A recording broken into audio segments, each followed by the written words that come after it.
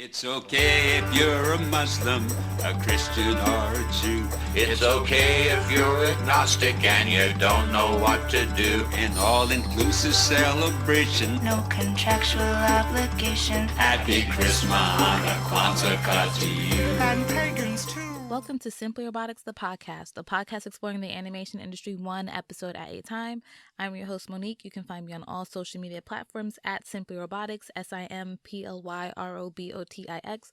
When listening to the show, use the hashtag SimplyRoboticsPod to join in the conversation. Welcome back to day 9 of Chrismahanukwanzakah. We are still going and still doing this thing. Today, we're going to be talking about Rise of the Guardians. Its theatrical release was November 2012. It was directed by Peter Ramsey, who was the first Black man to direct an animated feature film of this magnitude, like with a blockbuster budget. It was produced by Dreamworks Animation Studios. You know the routine. You can pause right here, go to the episode notes. I have the trailer of the film. If you've never seen it before or you haven't seen it in a while, the trailer will just give you a little refresher, or at least you can see some of the things that I'm going to be talking about as we go through the episode. The first synopsis I have is by IMDB, and it says, when the evil spirit Pitch launches an assault on Earth, the Immortal Guardians team up to protect the innocent children around the world. So I also have the Wikipedia synopsis, and I wanted to share because it has some facts and some, information I thought could be interesting. And it says, based on and serving as a continuation of William Joyce's The Guardians of Childhood book series, and The Man in the Moon short film by Joyce and Real Effects Creative Studios. So this film is just a combination of both those entities. Peter Ramsey directed the film, while Joyce and Guillermo del Toro were executive producers. Some very famous voice acting. We have Chris Pine, Alec Baldwin, Hugh Jackman, Isla Fisher, and Jude Law. Produced by Dreamworks Animation. Distributed by Paramount Pictures. It was released on November 21st. Despite receiving generally positive reviews and grossing $306 million against its $145 million budget, it was considered a box office bomb due to production and marketing costs, losing DreamWorks $83 million, which I always found to be really, really crappy because, as you'll hear throughout this episode, I really like this film, and understanding that the industry was viewing it as a box office bomb, I felt was really unfortunate, and it made me really concerned for Peter Ramsey's career, actually, because Black people usually just get one chance to do something, and if they fail or if they make a mistake, they don't get to come back from it at all. And I was like, man, this may be the last time we ever see Peter Ramsey direct a thing because of what the industry considers this to be, which is a box office bomb. And it is a really solid film, and I think deserving of sequels compared to a lot of the other things that we get sequels of, but that's a whole nother conversation for a whole different episode. So this film was set about 300 years after the book series. The film tells a story about the Guardians, Santa Claus, the Tooth Fairy, Easter Bunny, and Sandman, who enlist Jack Frost to help stop the evil Pitch Black from engulfing the world in darkness in a fright of dreams. This film was nominated for the Golden Globe Awards for Best Animated Film, and it was the last DreamWorks animation film to be distributed by Paramount Pictures. I have seen this before. I've seen this many, many, many, many times, and I even went to an art exhibit that was here in Queens at the Museum of Moving Image years ago, and it was showcasing the artwork of the film. So you know how, or if you don't know, if you're not into animation like that, most animation movies for at least the last 5, 7, 10 years have had art of books. So the art of the movie that you're seeing, and the Museum of Moving Image had an exhibition which included a lot of the artwork from the film, like the actual prints and sketches and like storyboards and color keys and a whole bunch of stuff. So I big nerd. I loved all of that. My first impression is I remember thinking this movie is a lot more serious than what DreamWorks had been doing for a while. So DreamWorks had their Kung Fu Pandas, their Madagascars, the Megamind, and then this movie comes out and I'm like, yeah, this is a movie with Santa Claus and the Easter Bunny, and they look pretty serious. Santa Claus has tattoos. So I was like, well, this looks interesting to me. I love a variety of depictions of Santa Claus. My current impression is that I still really, really like this, and I enjoy it every time I watch it as much as I did the first time. And I just think that's amazing. It's not too many times, like, as an adult that you see an animated, it could be a TV show or a film, and you get the same feeling every time that you watch it, or the same positive feeling every time that you watch it, because obviously there's some things that you watch and you're like, yeah, this still sucks, hasn't stopped.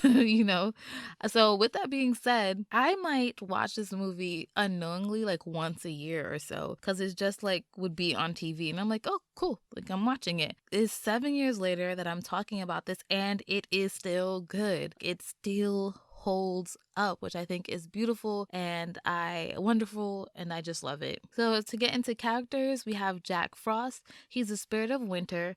Jack Frost is a teenager who enjoys creating mischief and has no interest in being bound by rules or obligation. He just wants to use his staff to spread winter magic for the sake of fun, but also wants to be believed in. He ends up becoming the guardian of fun. So all these characters, descriptions I'm about to read off, I got from the Wikipedia page. Obviously, like Wikipedia and IMDB, they're just holding the show down with the information. The next character is Pitch Black. He's also known as the Boogeyman. He brings the essence of fear, and they refer to him, wikis refer to him as the Nightmare King. So I also thought this was interesting because in the Nightmare Before Christmas, we have a different depiction of a boogeyman too. And we don't really know that other boogeymans. I mean, he had a whole song but he was singing about basically gambling and... yeah, keep it moving. The next character is Nicholas St. North, also known as Santa Claus. He is the leader of the Guardians and the Guardian of Wonder. He lives at the North Pole in the Ice Castle and is served by the loyal North Pole natives such as the Yetis, who built the castle and the workshop, and the Christmas elves. He has a Russian accent, and they really play him up as just being like a Russian jolly old person. Next, we have Easter Bunnymund, and he's the Easter Bunny. When his name is written out, it looks like the Easter Bunny. He's a fable keeper and bringer of Easter eggs and the guardian of hope. He has an Australian accent. Next, we have Toothiana, also known as a Tooth Fairy. Called Tooth for short, she's the mythical tooth collector and the guardian of memories. Tooth is part human and part hummingbird, resembling a canary. Assisted by many fairies that are split-off extensions of herself, she collects children's teeth, which hold their most precious memories. She restores them in her palace and returns the memories when they are needed the most. Next, we have Sandy, the Sandman. He's the guardian of dreams and is also the oldest of the guardians, and he is the first guardian chosen by the Man in the Moon. He does not speak, but communicates through sand images that he conjures above his head.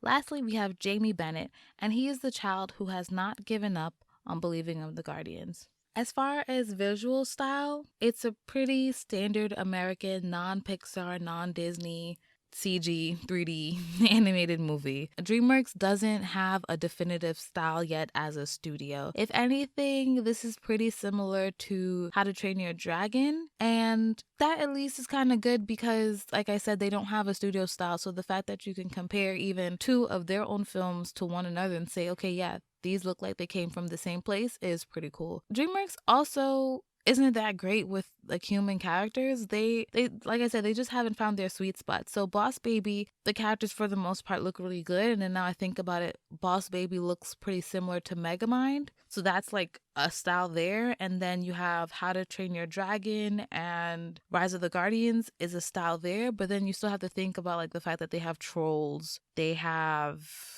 Kung Fu Panda, they have Madagascar, like their style is just all over the place. And DreamWorks is still pretty weird with humans. I think they're still finding their groove in a cohesive human aesthetic. As far as animation style, this is an industry standard feature film. It's just like Ice Age and Toy Story and Cloudy with a Chance of Meatballs is very whimsical style animation. But it's just all in the same vein. Like, it's nothing wrong with it. It's just really good. The animation is really like the last thing that you really pay attention to because it's just good. It does what it needs to do. I will say, though, that I really enjoyed the special effects in this movie, especially as far as the Sandman and Pitch are concerned, because they create a lot of characters and like symbols with the sand, and I really like that. Also, I should say the ice with Jack Frost is pretty good too. So if you like Elsa and if you like Frozone, you know, Jack Frost, his effects with his ice and snow is pretty cool too. As far as storytelling, I really appreciate this movie because it is one of the few that centers Jack Frost. I can really only think of this movie and that like stop motion Jack Frost film, and then after that I really don't know other stuff that centers Jack Frost. I felt that with Pitch they gave us a clear understanding as to why he is the way he is and what he's trying to attain as a villain. And not that they make you empathize with him, but it's just like, okay, yeah, if I were you, I'd be mad too. Like that's the kind of situation. So I really did appreciate that part of like having kind of his like arc intertwined a bit with it. And as far as the storytelling, it wasn't boggled down because we have a lot of characters, right? In this film, we have Jamie the kid, we have the Guardians, and we have the villain. So it could have been very easy to get overwhelmed with everyone's backstory or why everyone is the way they are, but they really condensed it by having like some brief moments and dialogue with one another that allowed us to just not have to dwell on each person. And then again, by centering, like the movie is about Jack Frost, so centering him, we don't need to get into everybody else's business. I am happy also that Christmas isn't the holiday that's centered in this film. It instead happens around Easter. Like this whole thing is happening 3 days before Easter. So we see what kind of impact that has for the Easter bunny or Easter rabbit, if you will. And you know, I'm talking about this as a holiday film because there's Santa Claus in it, but he's not the main focus. He's the leader of the gang, but this is not his story. This is not his movie, and I just really liked that. I also liked how everyone had their like own world or territory, and it reminded me a bit of how in The Nightmare Before Christmas, when Jack goes into the woods, oh, there's two Jacks. When Jack Skeleton goes into the woods and there's like the different doors with the different holidays, like there's an Easter door and all I'm remembering is a Christmas door and a Halloween door. And that almost seems like that same thing could happen in this film, but it just doesn't. As far as watching it again, I would absolutely watch this again. Maybe not like again this week or next week, but I can see myself watching this in a couple weeks, if not a couple months, because I just really, really like it. And lastly, I give this movie 4.5 presents because I just really, really like it. And I think it's deserving of a sequel. And I want the best for this movie, even though this movie came out 7 years ago. I was really tempted to give this movie a 5, and I still haven't really given myself a reason as to why it doesn't deserve a 5. But I just keep thinking about like, well, if I give this a 5 out of 5 presents, then what if I come across something that beats that?